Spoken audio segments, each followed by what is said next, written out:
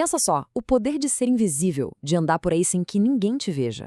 Essa ideia fascina a gente há muito, muito tempo, né? Tá em lendas, em filmes, é uma fantasia que mexe com a nossa imaginação. Mas e se eu te dissesse que isso tá saindo do mundo da ficção e entrando de verdade nos laboratórios? Pois é, vamos entender essa história. Olha, essa citação do G1 resume perfeitamente o que está acontecendo. O que a gente sempre achou que era pura magia, hoje, está virando algo quase real. Quase porque, como a gente vai ver, é uma realidade cheia de poréns. Mas o fato é que os cientistas estão, aos pouquinhos, transformando essa ficção em ciência. E um dos maiores passos nessa direção tem nome e sobrenome. É um manto de Rochester. Ok, não é bem uma capa que dá para vestir e sair por aí, mas é um dispositivo real, que chegou mais perto do que nunca de tornar algo invisível. E o mais legal é que a ideia por trás é genial de tão simples. Um pessoal da Universidade de Rochester pegou 4 lentes comuns, dessas de óculos mesmo, e arrumou um jeito de fazer a luz desviar de um objeto. E o resultado é impressionante. Nos testes, eles fizeram uma mão, um rosto, uma régua, simplesmente sumirem. E se liga no detalhe mais maluco. Essa tecnologia toda foi montada com pouco mais de $1.000, usando material que é super fácil de achar. Os próprios cientistas dizem que dá para fazer até mais barato. Quer dizer, a invisibilidade está ficando surpreendentemente acessível. Tá, mas qual que é o truque por trás dessa mágica? Na verdade, não tem mágica nenhuma. É um princípio básico da física, que a gente aprende na escola, a refração. É basicamente o que acontece quando a luz muda de direção ao passar de um lugar para o outro, tipo do ar para a água. Sabe aquele efeito de quando a gente olha para uma moeda no fundo da piscina e ela parece que está mais perto? É exatamente isso. É a refração em ação. O que os cientistas de Rochester fizeram foi só dominar e controlar esse princípio de um jeito espetacular. E as aplicações práticas disso? Nossa, são de explodir a cabeça. Imagina eliminar o ponto cego de um carro fazendo o motorista ver através da lataria. Ou um cirurgião que consegue enxergar através da própria mão numa operação super delicada. Isso sem nem falar em camuflagem para fins militares ou até em instalações de arte. Mas calma lá. Antes de todo mundo sair por aí invisível, a gente precisa de um banho de água fria. A tecnologia de hoje tem limitações bem claras e aquela capa de invisibilidade perfeitinha, igual a dos filmes, ainda está bem longe de existir. Vamos ver quais são os desafios. Essa citação do Tecmundo coloca as coisas em perspectiva.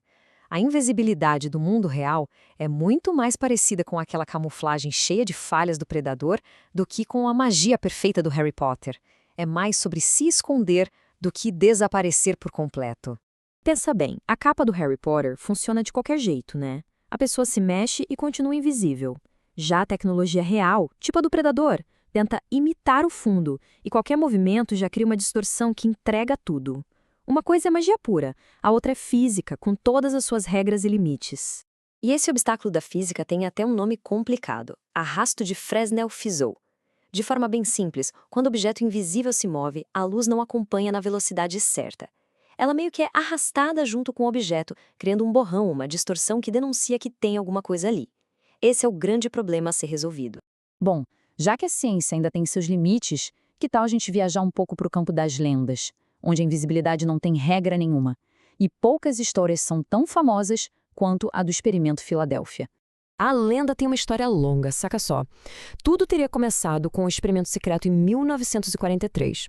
Ano depois, em 55, a história aparece num livro sobre OVNIs e, finalmente, em 1984, explode de vez com um filme que misturou invisibilidade com viagem no tempo. E aqui o contraste é gritante. A lenda fala de um navio que ficou invisível, foi teletransportado, e a tripulação sofreu efeitos bizarros. Já a história oficial da Marinha Americana diz que o que rolava ali eram testes de rotina para deixar os navios invisíveis a minas magnéticas, não ao olho humano, e também alguns testes em geradores. O filme de 84, então, botou mais lenha nessa fogueira, com marinheiros viajando no tempo, um vórtice destruindo o mundo, uma loucura. A Marinha, por sua vez, sempre bateu na mesma tecla. É pura ficção científica. Eles afirmam que nunca, jamais pesquisaram sobre invisibilidade. A história para eles é do cinema, não da vida real. Ok, a gente falou de ciência, falou de lenda, mas e o porquê? Por que essa ideia de ser invisível mexe tanto com a gente? Para explorar isso, a gente precisa voltar no tempo, para uma história filosófica que é fundamental. Vamos fazer um exercício de imaginação. Se uma pessoa tivesse o poder de ser completamente invisível, sem nenhuma chance de ser descoberta, o que ela faria? Essa pergunta nos leva direto para um dilema ético que tem milhares de anos e que vai muito além da tecnologia. É uma pergunta sobre o nosso caráter. Tem uma história antiga, lá do livro A República de Platão, que ilustra isso perfeitamente.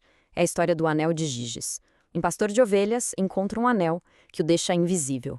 E o que ele faz com esse poder? Ele não pensa duas vezes. Vai para o palácio, seduz a rainha, mata o rei e vira um novo rei.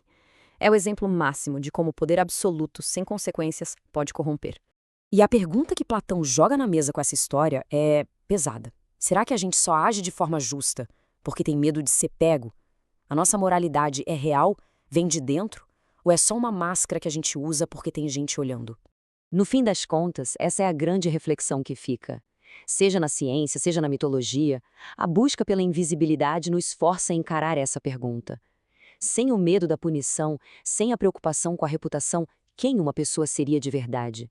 Quando ninguém está olhando, o que sobra do nosso caráter?